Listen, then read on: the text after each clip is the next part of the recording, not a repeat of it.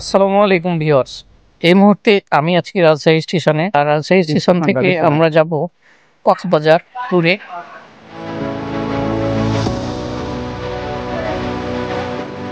এখন রাজশাহী রেল স্টেশনে আছি। আর কিছুক্ষণ পরে আমাদের কক্সবাজারের উদ্দেশ্যে যাত্রা আরম্ভ হবে। সবাই আমাদের জন্য দোয়া রাখবেন যেন সুস্থ হবে ফিরে আসতে পারেন। আমি আছি রাফেল স্যার আছে, আমাদের প্রিয় আমি মামা আছে। স্টেশন থেকে আমরা গন্তব্যের দিকে অর্থাৎ ট্রেনের দিকে রওনা দিলাম।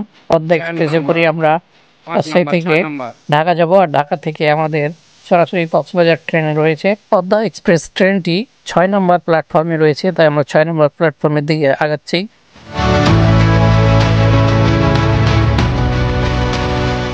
আমাদের বগি নাম্বার ছিল ট বগিতে আমাদের ৭২, ৭৩, ৭৪ নম্বর সিট।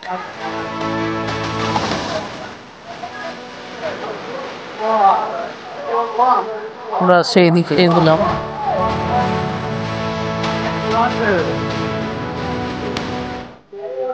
পদ্মা এক্সপ্রেস রাজশাহী থেকে ছাড়ে বিকেল ৪টায়।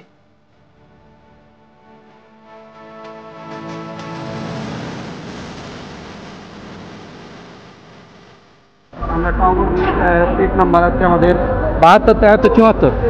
তিনজন আমরা আমাদের বগির দিকে আগাতে থাকলাম। আমাদের বগির নাম ছিল ট বগি। ট বগিতে অনেকটা হেঁটে আসলাম এবং আমাদের সিটগুলো আমরা দেখে নেব। আর আমরা যাচ্ছি সেই টমটম বিডি থেকে আমরা যোগাযোগ করছি প্রতিনিয়ত। আমাদের গাইড আমাদেরকে যে সিট নাম্বার দিয়েছিল সেই সিট নাম্বার অনুযায়ী আমরা বসে পড়লাম। তারপর ব্যাগেজ রেখে আমরা অপেক্ষা করছি। ইতিমধ্যেই আমাদের যে ট্রাভেল গাইড তিনি আসলেন এবং খোঁজখবর নিলেন, সব কিছু ঠিক আছে কিনা জানলেন এবং বললেন যে কোনো প্রকার সমস্যা হলে আমাদের সাথে যোগাযোগ করবেন। আমাদেরকে গাইড দিচ্ছেন টমটমের উনি লোক। উনি আমাদেরকে আমাদের সিটগুলো দেখিয়ে দিলেন এবং পরবর্তীতে যে কোনো প্রয়োজনে আমাদের সাথে যোগাযোগ করতে বললো। আর রাত্রে খাওয়া দাওয়া যেহেতু দিবে, তারা সময় মতো হয়তো দিবে, সেটা এখন আমাদের কাছে কিছু দেয়নি। এই হচ্ছে পরিস্থিতি। যেতে যেতে আমরা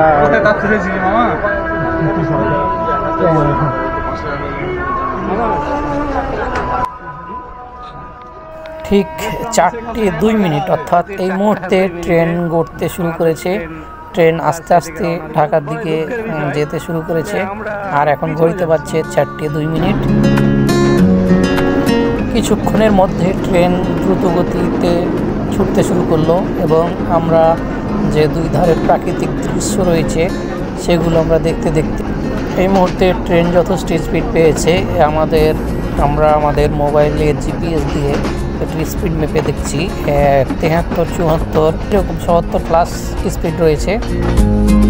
কিছু সময় পেরিয়ে গেল, এর মধ্যে আমরা যে আব্দুলপুর জংশন রয়েছে আমরা সেখানে আসলাম। আব্দুলপুর জংশনে কিছুটা সময় ট্রেন ওয়েট করে, এখানে কিছু যাত্রী নেই, দিয়ে আবার রওনা দিলে আব্দুলপুর থেকে রওনা দিল এই মুহূর্তে ট্রেন। এবং আর কিছু সময় পরে এটি ঈশ্বরদী বাইপাস এবং এখানে একটি মনোরম যে ট্রেনের দৃশ্য রয়েছে সেটি আপনারা দেখতে পাচ্ছেন যে এখানে একটি মনোমুগ্ধকর ট্রেনের দৃশ্য। অর্থাৎ এই জায়গাতে আপনি যদি পিছনে থাকেন সামনের ইঞ্জিন পর্যন্ত দেখতে পারবেন এবং যদি সামনে থাকে পিছনের ট্রেনের যে লেজ আছে সেটা পর্যন্ত দেখতে পারবেন। দেখতে দেখতে আরও ২-১টি স্টেশন পেরিয়ে চাটমোহর পার হইলাম।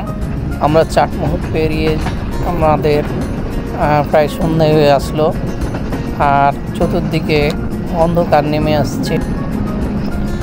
তারপর ছোট ছোট আরও ২-১টি স্টেশন পেরিয়ে এই মুহূর্তে ট্রেন আসলো যমুনা ব্রিজে, যমুনা ব্রিজের পশ্চিম তীরে। এবং এখানে বেশ অনেকটা সময় ওয়েট করে। অনেক হকার ট্রেনের উপরে আপনার পানি, খাবার, বিভিন্ন রকম ভাজা পোড়া বিক্রি করা শুরু করেছে।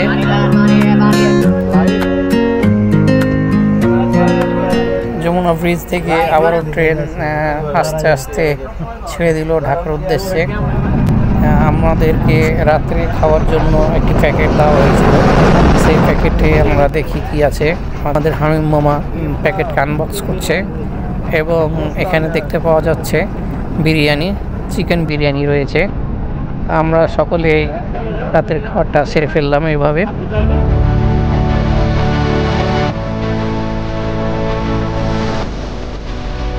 সময় মোটামুটি 10টা। এর মধ্যে আমাদের ট্রেন ঢাকায় পৌঁছিল এবং চা চক্র শেষ করলাম আর ওয়েট করতে থাকলাম আমাদের পরবর্তী কক্সবাজার এক্সপ্রেস আসার জন্য।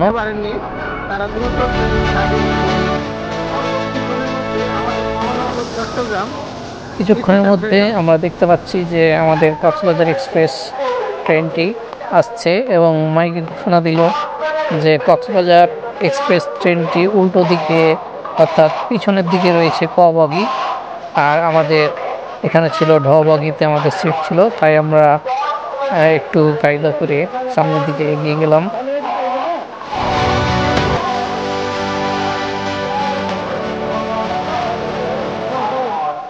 বগিতে আসলাম, আমরা আমাদের সিট খুঁজে নিয়ে আমরা বসে পড়লাম আবারও কক্সবাজার এক্সপ্রেসে ঢাকা থেকে কক্সবাজার উদ্দেশ্যে। এখানে একটা জিনিস ভালো লাগলো যে এই সিটগুলোতে পা রাখার জায়গা রয়েছে, যেটি একটি মানে বেশ আরামদায়ক। তো আমাদের হামিম মামা সহ আমরা একটু ঘুমানোর চেষ্টা করছি যে কোনোভাবে আমরা যদি ঘন্টা দুয়েকও ঘুমিয়ে নিতে পারি।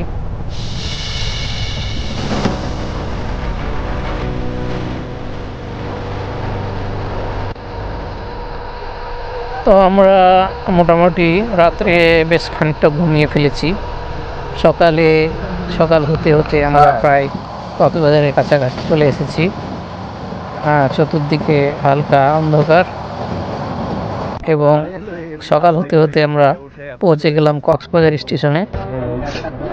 পিছনে দেখতে পাচ্ছেন কক্সবাজার রেলওয়ে বিমানবন্দর না, এটি হচ্ছে রেলওয়ে স্টেশন। সামনে একটা ঝিনুকের আদলে, এই যে ভিতরে মুক্ত রয়েছে একটি ঝিনুকের আদলে এখানে ভাস্কর্য করা হয়েছে, যার মধ্যে একটি মুক্ত রয়েছে। আর এটা এখনও নির্মাণাধীন, কাজ চলছে কক্সবাজার রেলওয়ে স্টেশনের।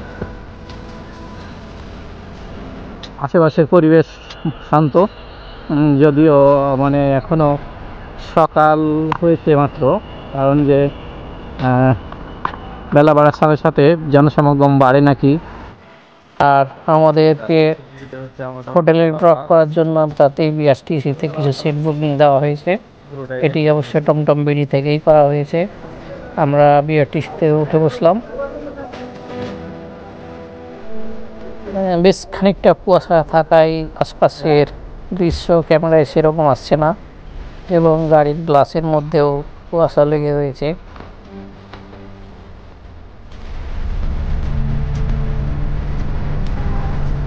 আর 10 মিনিটের মধ্যে আমরা আমাদের বাস থেকে নেমে পড়লাম, অর্থাৎ আমরা যে ডলফিন মোড় রয়েছে কক্সবাজারের সেই ডলফিন মোড়ে আমাদেরকে নামিয়ে দেওয়া হলো এবং মেরিন ড্রাইভ রোড যে রয়েছে সেই রোডে আমাদের হোটেলে ঢোকার আগে আমাদেরকে গাইড বললো যে আপনারা সকালে নাস্তাটা করে নেন, একেবারে হোটেলে উঠবেন।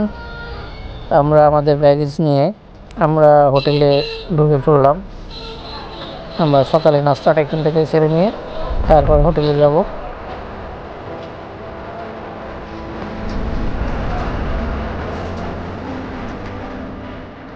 মোটামুটি আমরা ফ্রেশ হয়ে আমরা খাওয়ার জন্য ওয়েট করলাম।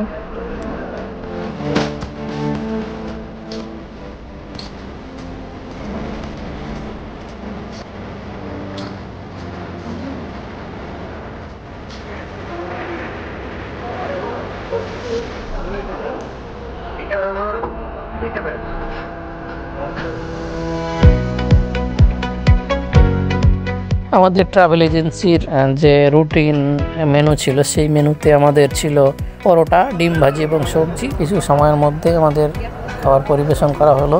তো আমরা আমাদের খাবারে কেক আমরা পেয়ে গেলাম। সর্বপ্রথমে আমাদের হামিম মামা পেল।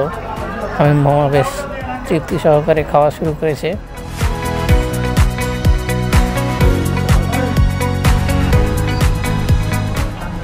আমাদের খাওয়া শেষে আমরা আবার বেরিয়ে পড়লাম আমাদের হোটেলে। আমরা উঠবো। টমটম আমাদের বুকিং দিয়েছিল ডিএ সানিয়া হোটেল আমাদের জন্য।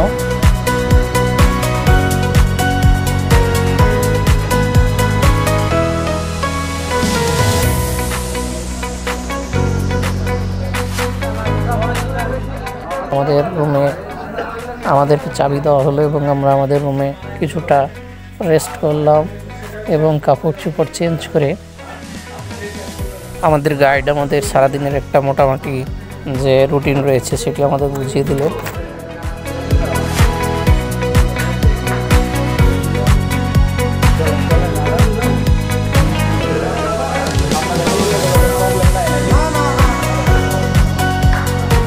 কাপড় চোপড় চেঞ্জ করে আমরা সকলে বিচের উদ্দেশ্যে রওনা হলাম।